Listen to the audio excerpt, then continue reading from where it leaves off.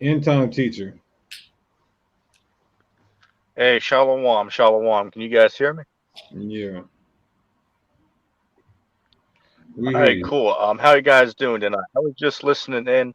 I just had just a couple quick questions for you. These will be some good ones. I'm not sure if anybody brought these up on the stream before. One thing I want to ask is, I was watching a stream that Alazar was speaking on a year ago, and somebody was asking him a question in the chat about the topic of, the flat Earth. And then Alazar, he made a statement and said, oh, the Earth isn't, flat. And then he said that there's no such thing as a Antarctic treaty. So I just want to ask on that. It's like, with that, would you agree with your top leader of the organization that there's no such thing as the Antarctic treaty? I don't even know. I believe you're probably misquoting him. I don't know what he said. I mean, I can find a video clip. I can send it to you Well, what guys is that the no? you're saying I would have to Let's just utilize deal it. with it. What is the Antarctic Treaty? Okay, the Antarctic Treaty, and somebody, if they want to look it up themselves, you can go on Wikipedia and read about it. But from what I know about it, is most of the nations in the world, they signed a treaty that basically has Antarctica off limits. Nations can't send, and claim it for themselves. Nations can't send companies to, collect oil or whatever from it. Basically, the only way that you could go there, me or you could go there, is if we go to a small area where they have set up for like tourists. It costs like what, 50,000 for a week trip or something like that. But Antarctica is off limits for exploration by all of us. So it goes into the whole flat Earth theory because it shows that they're hiding something down there. That's why they won't allow people to independently explore Antarctica. But the reason Okay. I'm asking is because Alazar made a statement and said there is no such thing as an Antarctic treaty, but Yeah. yet we could simply, go on YouTube or, go on Wikipedia and look up the term and find out that there is an Antarctic treaty and that most nations in the world signed on to it.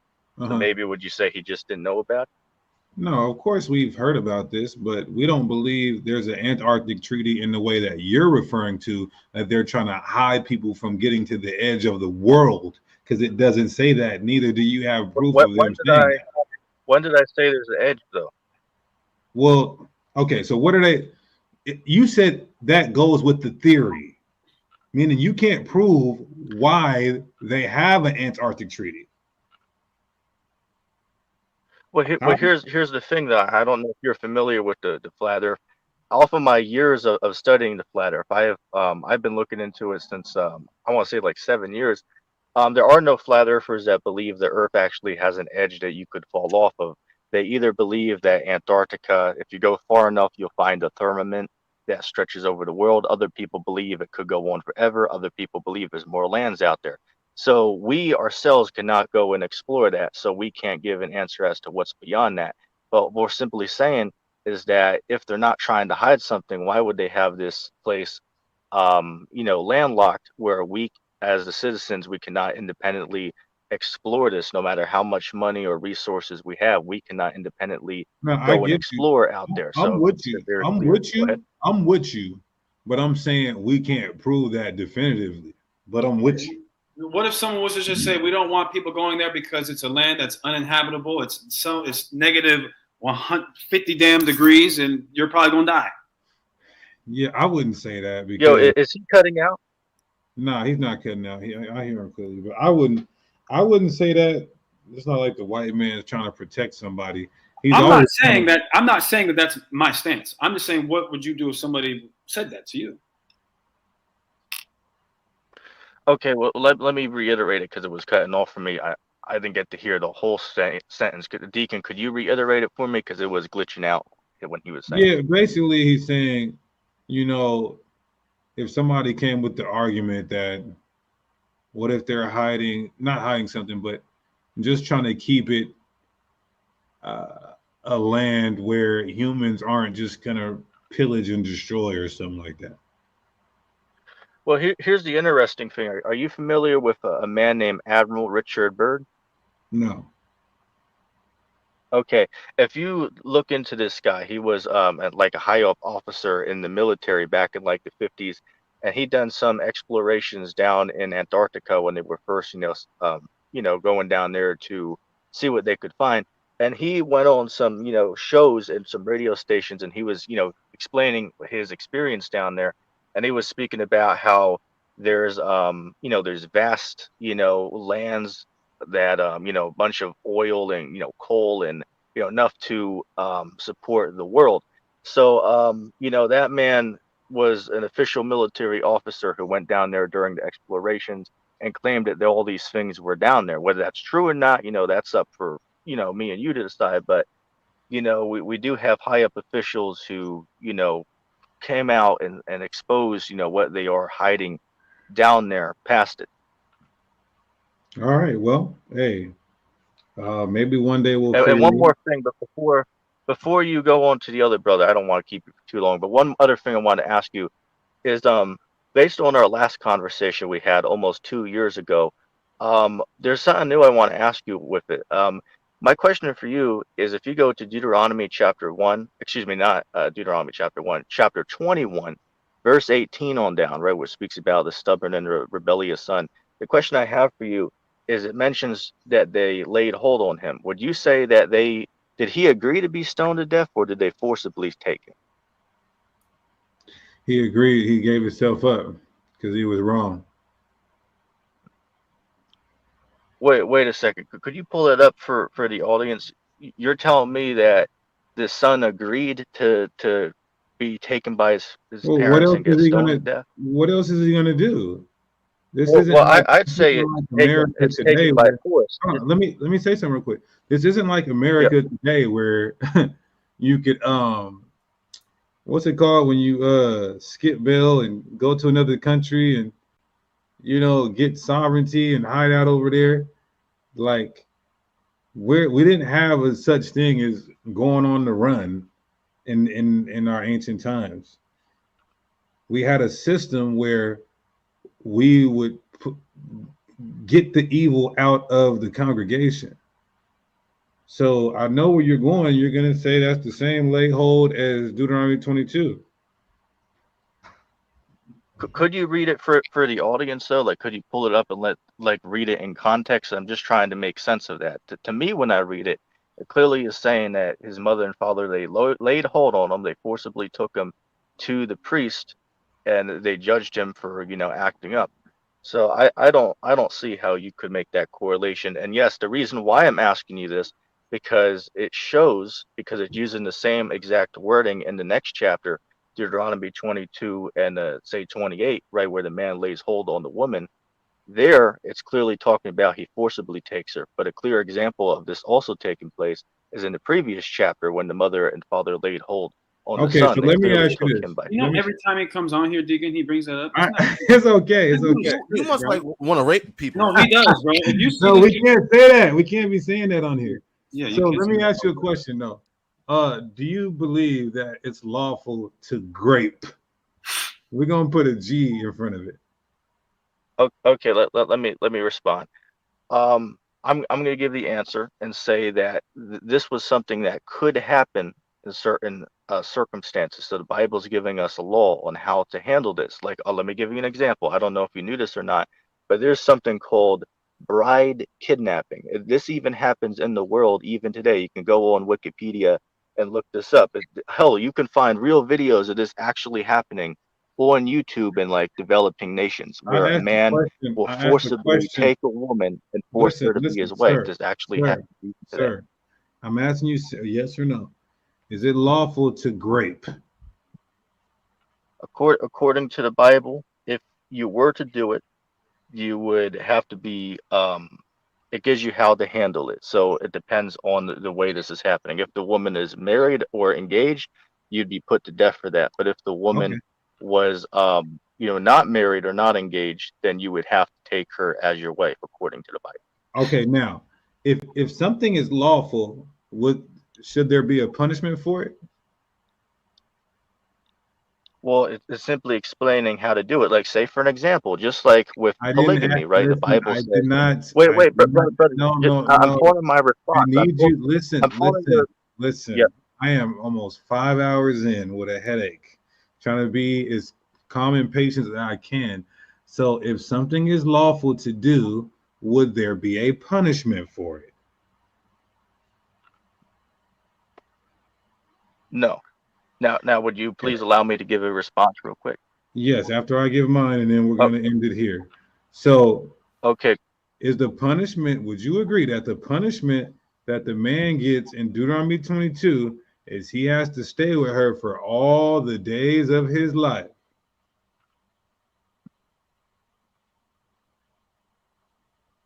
Have a good night. Yes. Have a good night. Have a good night, sir. Have a bad. All right, just real quick, I just wanted to make a last point on this discussion because I was going to bring a point up to him before they, before they booted me off. You could see they were clearly getting emotional, because the facts I was pulling up was getting under their skin. But there was something I wanted to respond, and I was trying to respond to him in our discussion. That's why I asked, if something along the lines, you saw it. I said, I'll say it, but would you give me a chance to respond? And he said yes, but then he didn't give me a chance to respond. So that's hypocritical. But I wanted to play just a quick clip from a minute ago in the conversation, and I'm gonna give a response to this because he kicked me off before I could answer this question, but it clearly cuts what he was saying. If you were to do it, you would have to be, it gives you how to handle it. So it depends on the way this is happening. If the woman is married or engaged, you'd be put to death for that. But if the woman was, not married or not engaged, then you would have to take her as your wife according to the Bible. Okay, now, if something is lawful, should there be a punishment for it? Well, it's simply explaining how to do it. Like, say, for an example, just like with polygamy, right? The Bible says. Wait, brother. I'm calling my response. Listen. Yep. I am almost 5 hours in with a headache. Trying to be as calm and patient as I can. So, if something is lawful to do, would there be a punishment for it? No. Now, would you please allow me to give a response real quick? Yes, after I give mine, and then we're going to end it here. So, okay. Then he kicked me off after that. He wouldn't let me, give my response. Even though the man literally said he would allow me to respond, he kicked me off before then. So, I mean, that's hypocritical right there. But I was going to bring this up to him because, remember, his question he asked me was, if something is lawful to do, should there be a punishment for doing it? And of course the answer is no. But I wanted to bring this up to him because I think this clearly cuts what he's saying. Because his whole argument is in Deuteronomy 22, right, 28, where it's speaking about, if a man forcibly takes a woman, well, he's being forced to marry her for the rest of his life. So see, this is a punishment. So it's not, something that God is okay with. Like, well, there's a problem though, because I'm going to show you an example here. And this is why I brought up polygamy, because it's like, well, wait a second. You agree that polygamy is lawful in the Bible, correct? And he's like, yeah, of course. But wait, there's a problem. You agree that it has to be operated and done in a certain way, right? Say, for an example, a man can't, marry one woman and then he'll leave her and her kids and go be with 5 other women. That's obviously wicked according to the Bible, right? Of course. But that's polygamy, right? And polygamy, for the record, is lawful according to the Bible. But I'm just simply saying, going by the logic of what he asked me about how if something is lawful, should there be a punishment for it? And I said no. But there's something I wanted to clearly show here, that this is a cut to what he's saying. Because going with polygamy, right? Polygamy is lawful, but there's guidelines on how to do it, right? So if somebody engages in polygamy but doesn't follow the guidelines, they'd be punished for it, right? Of course. So the same thing with Deuteronomy 22. There is a guideline of how it's supposed to go about. Very simple. I'll show you here. This is about the polygamy, Deuteronomy 21, and I'll go to 15. It says, if a man has 2 wives, what's that? That's polygamy, more than one wife. One beloved and another hated, and they have borne him children, both the beloved and the hated. Saying that if a man has 2 wives, right, he loves one, but he dislikes the other. It says, "And if the firstborn son be hers that was hated, then it shall be, when he makes his sons to inherit that which he have, that he may not make the son of the beloved firstborn before the son of the hated, which is indeed the firstborn. But he shall acknowledge the son of the hated for the firstborn, by giving him a double portion of all that he has, for he is the beginning of his strength, the right of the firstborn of his." Right, but the point of bringing this up is, say for an example, if a man did have 2 wives, but he did not go by this guideline, you agree there would be a punishment that he would have to suffer, right? Of course. So your whole statement about if something is lawful to do, should there be a punishment for doing it? Your whole argument goes out the window, because with this example that I was going to show you about polygamy is lawful in the Bible, but the Bible gives guidelines on how to operate within it. And if you go against those guidelines, of course, there's going to be consequences. So same thing with, a man taking, a woman, right? Same thing with a man, forcibly taking a woman. There's a guideline on how to go about it. It has to be done within that guideline. So same here with polygamy. It's giving a guideline on how to happen, right? If a man has 2 wives, right, he loves one, but he doesn't like the other, he has to still give his firstborn son, more of an inheritance above the second one, even though he might favor the second one more than his firstborn. That's a guideline that he has to operate around in polygamy. So if he was to disobey that, then of course there would be a punishment for it. So his whole argument that he was trying to make clearly is cut 6 ways to Sunday. And anybody who listened to that conversation, I mean, you could see I had him on the ropes there. I believe I asked the dude like 2 times. I know I asked him at least once to pull up Deuteronomy chapter 21 so that the audience could read the context of it, right? Now, somebody will say, well, why don't you bring it up? Well, I'm on a phone, so I can't use screen share when I do it from the phone. I don't own a computer, so that's why I'm not capable of doing that. But you've seen how he didn't want to bring this up, because it cuts what he's saying. He's saying that, no, the son willingly agreed to go get stoned to death. You heard that. It's like, what the hell is this guy saying? The son willingly agreed to go with his parents to get stoned? No, clearly they took the son by force to be punished. I'm going to read it here. And again, he wouldn't bring this up to read it for the audience. He said, oh, I know what you're talking about. But it's like, well, dude, you might know, but you have new people to the faith that might be watching who don't know about the passage. So why can't you bring it up and read it? I mean, you did it with other people on the panel, so why couldn't you do it for me? Anyway, Deuteronomy chapter 21, verse 18 says, if a man has a stubborn and rebellious son, which will not obey the voice of his father and the voice of his mother, and that when they have chastened him will not hearken unto them, then shall his father and his mother lay hold on him, and bring him out unto the elders of the city, and unto the gate of his place. And they shall say unto the elders of the city, this our son is stubborn and rebellious. He will not obey our voice. He is a glutton and a drunkard.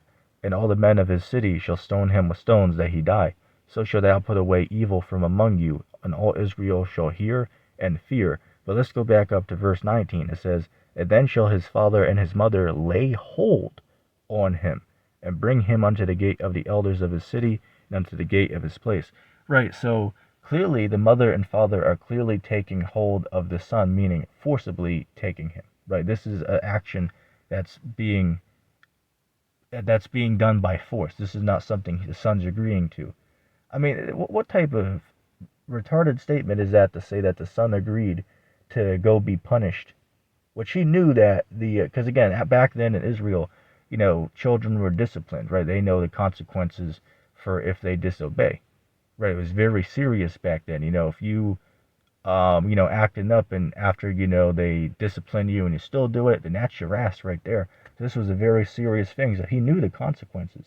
So you're telling me that he deliberately, purposely agreed to go get stoned to death? I mean, that's exactly what you're saying, which is completely ridiculous and preposterous.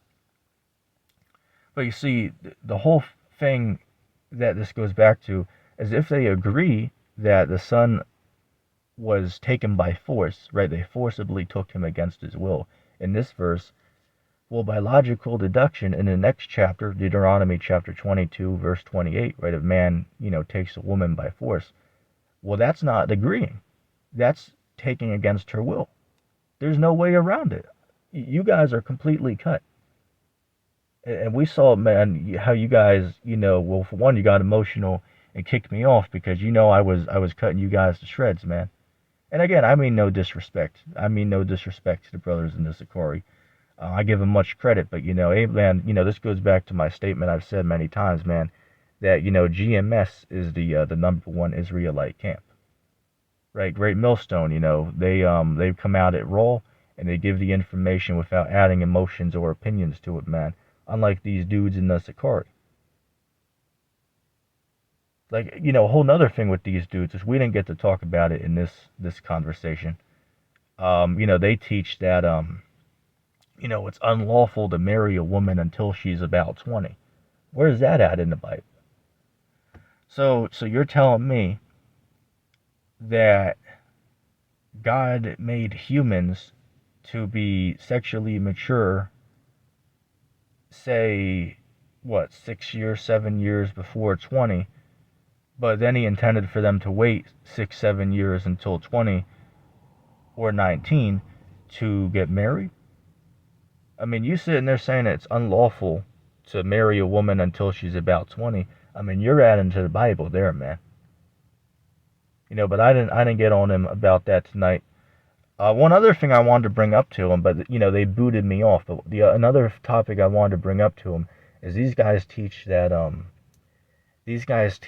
everlasting life in the kingdom of heaven is not literal everlasting life. That's what they teach. But they teach that you'll live for 1,000 years, then you'll pass away and be reborn. That's what these guys teach, which is clearly ridiculous, even though I do agree reincarnation's in the Bible. But the Bible clearly teaches when Christ returns, we're going to receive everlasting life. Say, for an example, right, what is it, Matthew 19? Right, when the apostles asked Christ, what are we going to receive for, following after you? Christ said, hey, anybody who's lost, houses, mothers, fathers, brothers, sisters, wives, or children, for my sake, he's going to gain them 100-fold. And he's going to have everlasting life. So these guys, essentially, they're calling Yahushai, right, who people call Christ, they're calling him a liar because Christ said that we're going to have everlasting life. But they're saying that that's not true. So, I mean, they're clearly cut. I mean, there's so many verses in the Bible that speak about having everlasting life. Like, what about, say, for example, was that 1 Corinthians 15? Where it speaks about, about 50th verse, where it speaks about us receiving those immortal bodies. So wait a second, according to them, the immortal bodies is not immortal then. According to them, the immortal bodies are not immortal. Because they're saying you live for 1,000 years and then you pass away and are reborn again. So you guys are basically saying that the immortal bodies that the elect's going to be given by Christ, they're not immortal then. Because what does immortal mean? Immortal means that basically you're everlasting, you're not going to die. So I mean, they're cut on that. But anyway, I just wanted to do this little add-on real quick because I wanted to cut them with that, but they kicked me off before I could give that ultimate spiritual knockout at the end. Anyway, anybody who made it to the end of this video, go ahead and put hashtag Deacon in the comment section. Hashtag Deacon down below. And I'm going to say shalom.